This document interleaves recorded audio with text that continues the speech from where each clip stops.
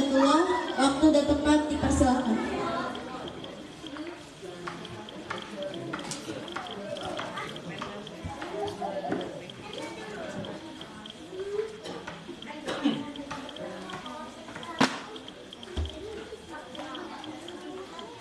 Bismillahirrahmanirrahim. Assalamualaikum warahmatullahi ta'ala wabarakatuh. Innal hamdalillah nahmaduhu wa nasta'inuhu wa na'udzu billahi min shururi anfusina wa min sayyiati a'malina. May yahdihillahu fala mudilla lahu wa may yudlil fala hadiya lahu, amma ba'd. Puji syukur marilah sama-sama kita panjatkan kepada Allah yang Maha Ghafur. Alhamdulillah, hingga saat ini kita masih diberikan kesehatan, sehat walafiat, hingga kita bisa melangkahkan kaki kita menuju tempat yang lumayan jauh ya Bapak Ibu semua yang ada di Kampung Ciaun. Mudah-mudahan setiap langkahnya insya Allah diiringi juga dengan keberkahan dari Allah Subhanahu wa Ta'ala. Salawat dan salam tak lupa pula kita coba limpahkan kepada baginda Nabi besar Muhammad Sallallahu Alaihi Wasallam, lalu juga kepada keluarganya, para sahabatnya, juga kita selaku umatnya, dan senantiasa menantikan syafaatnya semuanya hingga yaumil qiyamah. Yang kami hormati dan Allah muliakan para kiai, para asatiz, para ustazah, para kesepuhan, para aparatur pemerintah, baik Bapak RT, Bapak RW, hingga Bapak Lurahnya, yang mudah-mudahan senantiasa diberikan keberkahan Allah Subhanahu wa Ta'ala. Teman-teman tim Quran 30 Challenge, para jajaran pengurus Yayasan Cahaya Muda Qur'ani, juga para penunggalan yang dirahmati Allah Subhanahu wa Ta'ala. Alhamdulillah, sejujurnya saya ingat nangis ya di sini, karena memang dari kemarin tim Quran 30 Challenge khususnya itu memperjuangkan hingga bisa ke titik ini. Sebelumnya saya ingin mengucapkan terima kasih untuk seluruh tim kami. Saya mau bercerita sedikit pada teman-teman semua bahwasannya Yayasan Cahaya Muda Qur'ani ini dimulai oleh para santri. Waktu saya masih tinggal di Jakarta, itu kurang lebih tahun 2020 pada bulan Ramadan. Berawal dari masa pandemi yang menyulitkan di Jakarta itu, ketika masa pandemi sholat itu kami susah untuk berjamaah karena memang dibatasi, masjid-masjid ditutup, pengajian juga ditutup, hingga pada akhirnya saya di Rumah Tahfiz Baitul Izzah bersama para santri kita berbincang dan berdiskusi kira-kira apa yang akan kita laksanakan agar pengajian ini tetap berjalan. Akhirnya kami mencetuskanlah sebuah program pertama, yaitu One Day One Juz atau satu hari satu juz. Itu dimulai dari sekitar kami. Jadi saya dan para santri itu kami terlebih dahulu yang membaca satu hari satu juz. Ketika kami merasakan manfaatnya, pada akhirnya kami mencoba untuk lebih meluaskan lagi kemanfaatan itu, yaitu kami mulai ajak yang lain melalui online, hingga pada akhirnya saat ini member dari One Day One Juz itu sudah mencapai, yang terdaftar itu 1000 lebih. Masya Allah, tabarakallah.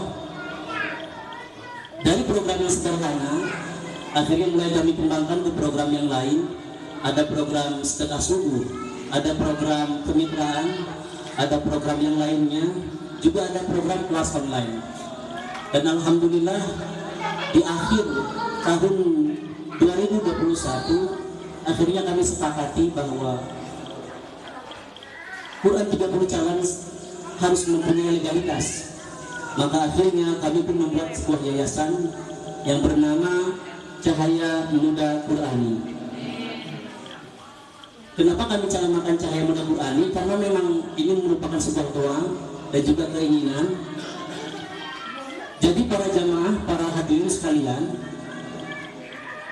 Quran 30 Challenge ini memang diperkasai oleh para pemuda. Dari tim kami yang menikah itu baru seorang, yaitu Hafiz, selaku ketua pondok U30 Center.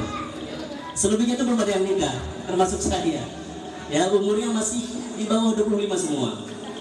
Mungkin ada yang lebih tua, teman-teman ada yang lebih tua kan? Gak ada ya.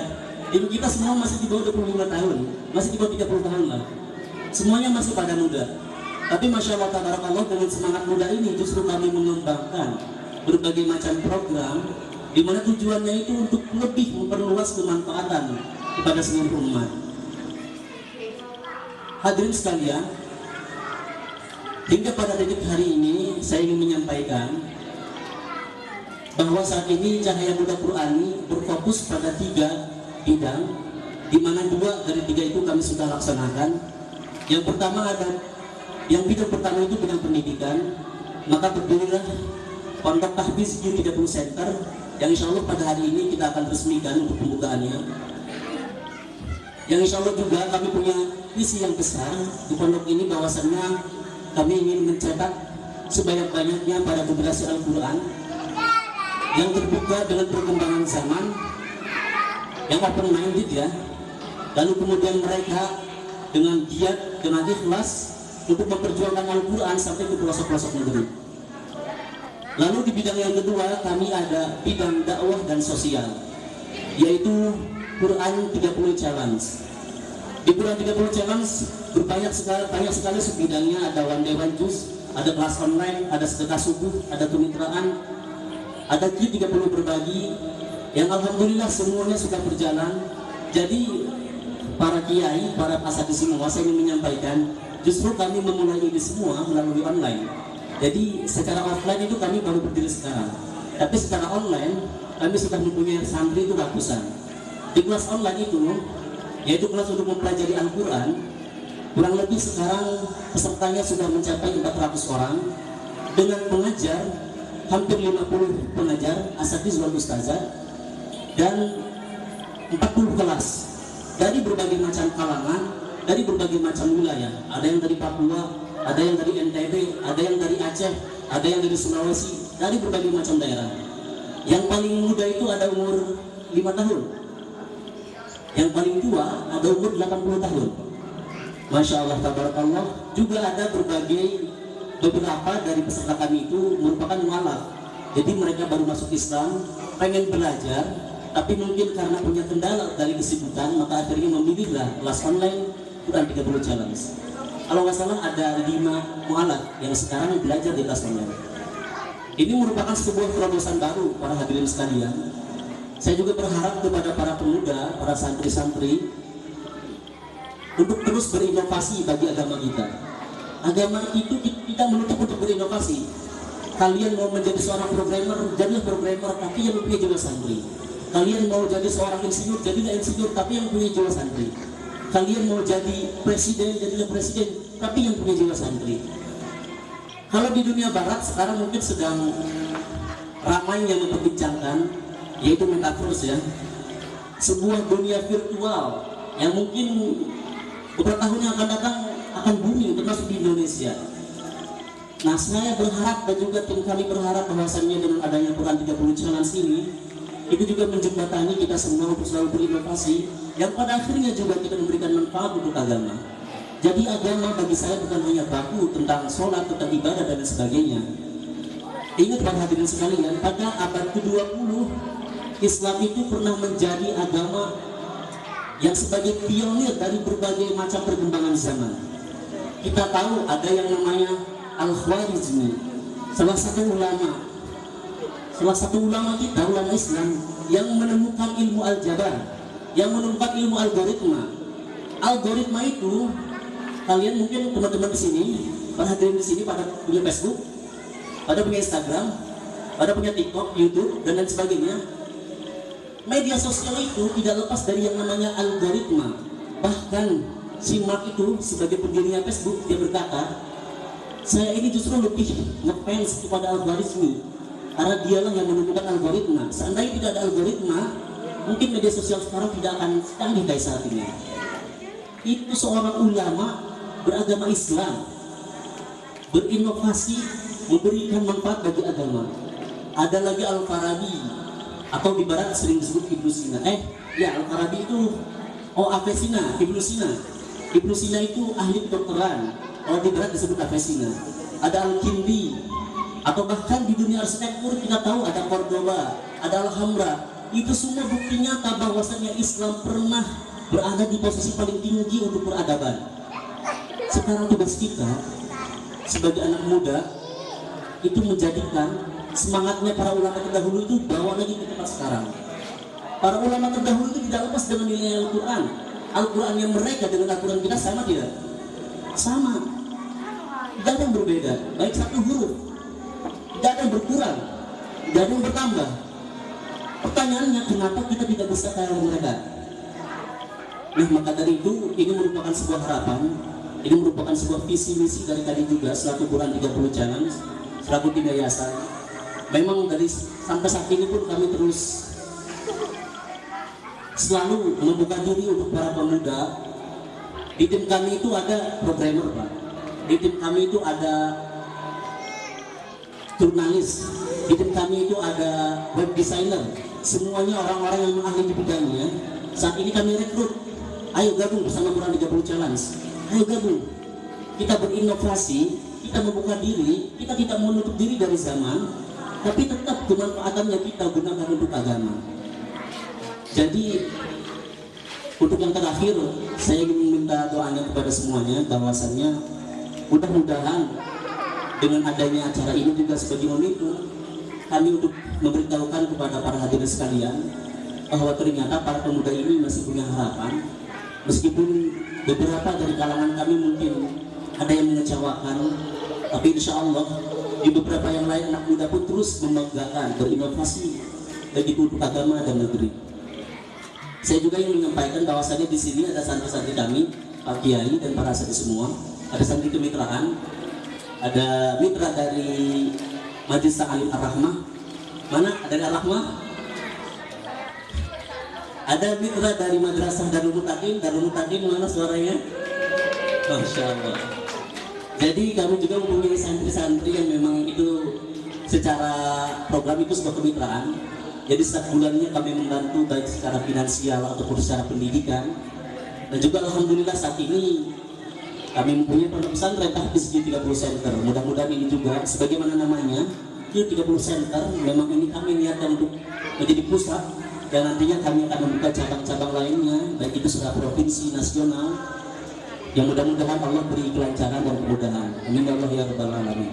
Sebelum saya mengakhiri sambutan saya ini, saya ingin mengajak salah satu santri dari kami, mitra Quran 30 Challenge. Ini merupakan momen bahagia ya bagi saya dan juga bagi tim Quran 30 Challenge.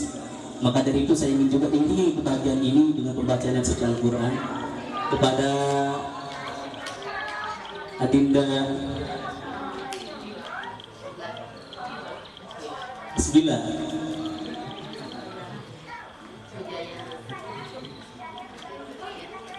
Ananda Asbila Muzayyana. Beliau ini santri kecil, tapi hafalannya udah Masya Allah, sudah hafal surah An-Naba.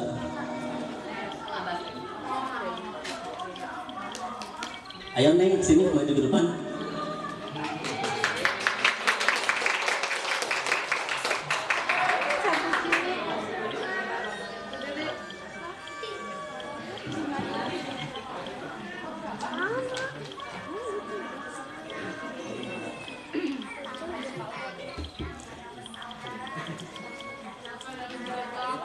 Baca lagi dengan Asbila.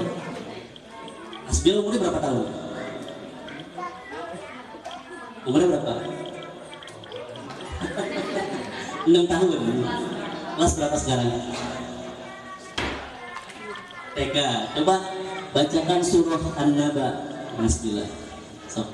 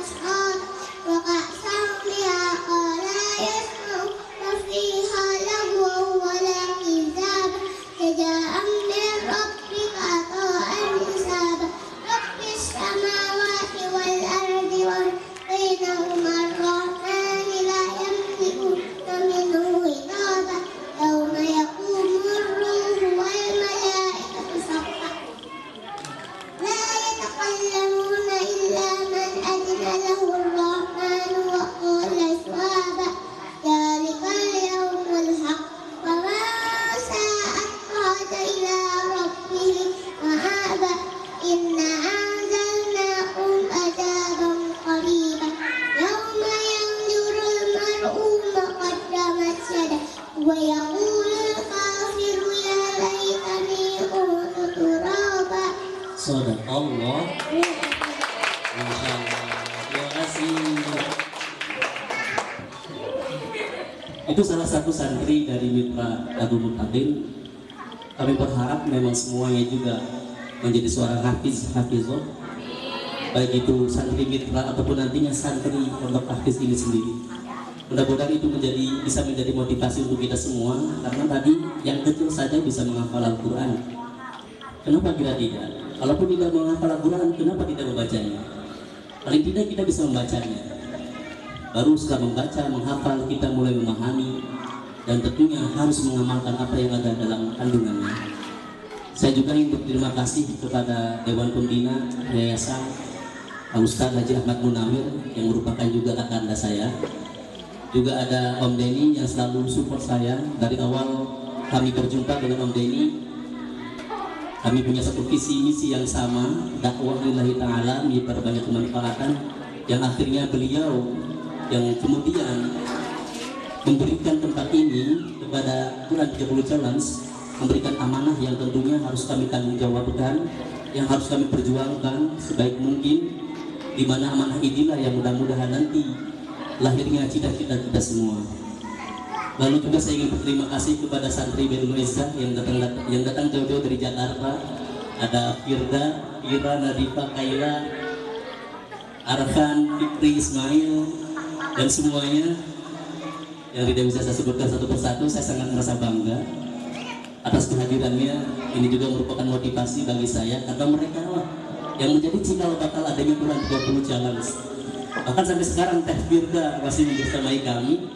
Jadi kalau dikatakan siapapun gitu Quran 30 Challenge, maka saya katakan bukan Sadat, tapi santri Bedul Izzah. Karena mereka lah yang memang menginisiasi dari ini semua. Mungkin itu saja yang dapat saya sampaikan, kurang dan lebihnya mohon maaf.